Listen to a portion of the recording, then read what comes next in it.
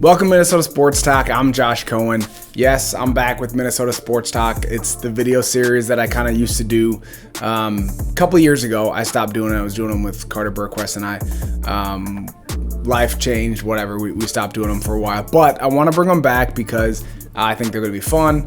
It's something that I enjoy doing outside of work, and so I want to do it. I want to have these videos. I want to talk sports.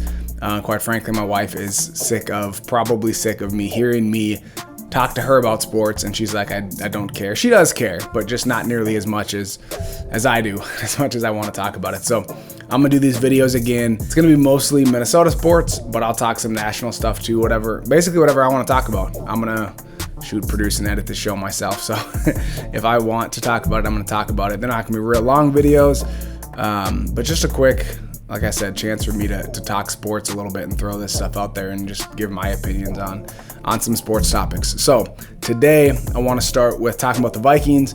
Preseason starts on Saturday, so I want to talk about that, about the new season coming up, and I want to talk about 5 things that I think we should be looking for in the preseason. So when I'm watching preseason, this is what I'm going to be looking for. This is what I recommend you look for if you're watching preseason. I know some people don't care nearly as much about preseason as I do, as you know, the hardcore fans.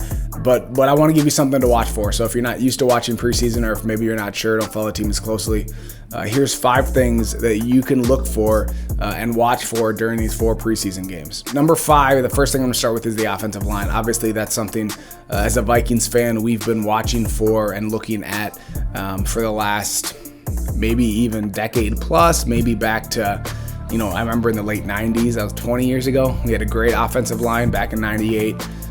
Some of those guys, Ryan McDaniel, Jeff Christie, some of those guys are good. We had a pretty good O-line in the early mid 2000s with, you know, some of those guys, Steve Hutchinson, Bryant McKinney, Matt Burke, had a decent offensive line. I guess they're all on one side of the line, but we had some good lines, but we've had some really bad lines as of late. So that will continue to be a storyline for the Vikings until it's significantly better. The Vikings did try to address it actually this offseason in the draft with Christian Darrisaw and Wyatt Davis.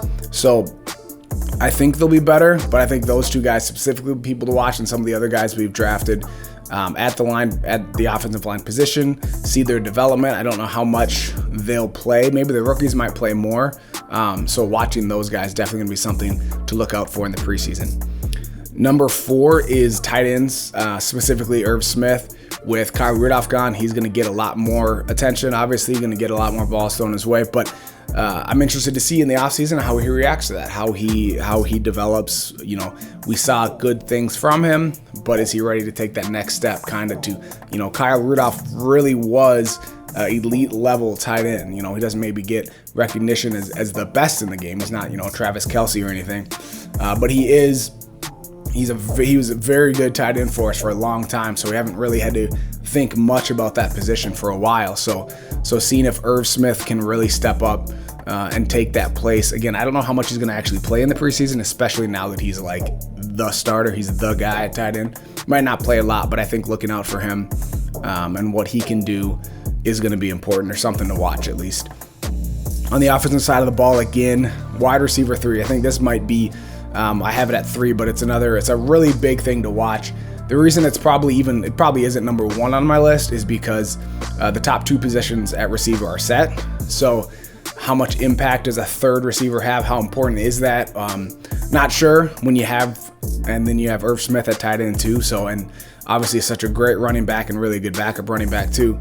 I don't know how huge and crucial maybe this third receiver is, as much as people are talking about it. It's because we know how solid our first 2 guys are. Adam Thielen and Justin Jefferson are obviously great wide receivers, and maybe the best 1-2 punch in the league. BC Johnson tore his ACL, will not play this year, so he was one of the guys that was definitely in the mix. And then Dede Westbrook we signed, who looks definitely to be in the mix for sure. Maybe I might put as the front runner for that.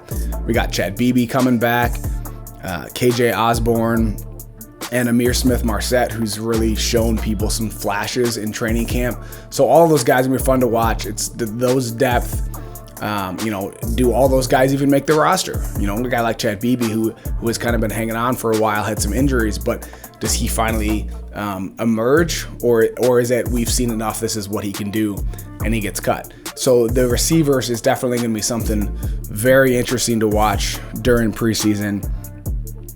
And then at number 2, I have the QB2 battle, which I don't know how much of a battle there's going to be, and I don't know the impact that it's going to have actually on this season. Probably not at all. Kirk Cousins has been extremely durable, very healthy, very solid quarterback. I know people might not like Kirk Cousins as much, as he doesn't get as much credit as he probably should get, but he's at least consistent. You can't say that. You can't argue that. He's consistently there. They say the best ability is availability, and Kirk Cousins is available. So the backup quarterback probably isn't going to have a huge impact on this season. Maybe with COVID, we're gonna, fingers crossed on that whole thing, but not gonna go into that here. But just to see Kellen Mond play, I just want to see what he can do, right? We drafted a guy, Vikings don't typically draft quarterbacks that high, so I'm excited to see a quarterback that obviously they like and could potentially be the quarterback of the future, regardless of how you feel about Kirk Cousins. Kellen Mond is hopefully the future, right? They hope that they drafted this guy not to play this year, maybe next year, but for sure beyond that. But I'm excited to see him play. So I put that as the number 2 thing to see this preseason for the Vikings, is to watch Kellen Mond. The number 1 thing that I put to watch for the Vikings preseason is just the defense. Specifically the new guys on defense, but just in general the defense. And I know again, these starters probably won't play a whole lot, especially in this first game, but to see how this defense, just to see what talent we have. The defense was so depleted last year, and it was weird to see a Mike Zimmer led team with such a bad defense, and really the offense carried that team to any of their wins. I mean, it was an offensive led football team, which is weird for a Zimmer team, but he got, not only do I think some of these guys that got extra playing time last year, guys like Cam Dantzler, who to see how he steps up. I mean, he was really thrown into it his rookie year, and so to see if he makes a leap in his second year. We got the new guys. Patrick Peterson obviously isn't what he was, not the best cornerback in the league anymore, but still going to bring some talent and some swag to that defense. Rashad Breeland, Delvin Tomlinson, Sheldon Richardson, and that's not even those are the new guys we got. That's not even including Michael Pierce. Finally get to see him play. Again, not knowing how much he's going to play, but I want to see what he can do in a Vikings uniform. I was really excited for him last season, disappointed that he didn't play it, understand it, but Danielle Hunter, we're basically adding, those are 2 potential all-pros that we're adding to the defensive line, and we sorely missed pass rushing last year, so seeing Danielle Hunter back will be huge. Again, he might not play at all because we know what he can do, but coming back from the injury, I want to see that he's still Danielle Hunter, the Danielle Hunter that we know and love in Minnesota.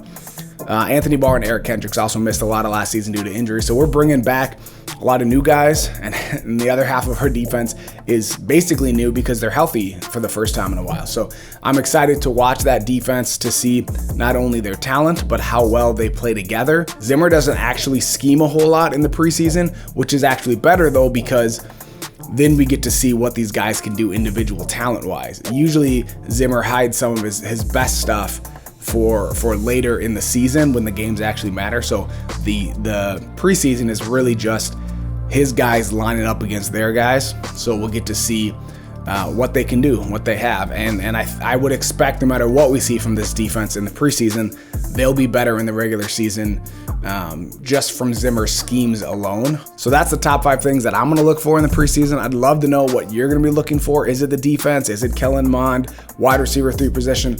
Let me know. Is it something else? Let me know. I love talking sports. So in the comment section, whether it's about this or anything Vikings related. Thanks for watching Minnesota Sports Talk. If you like the video, hit the like button, subscribe to my channel, tell your friends, and I'll see you next time.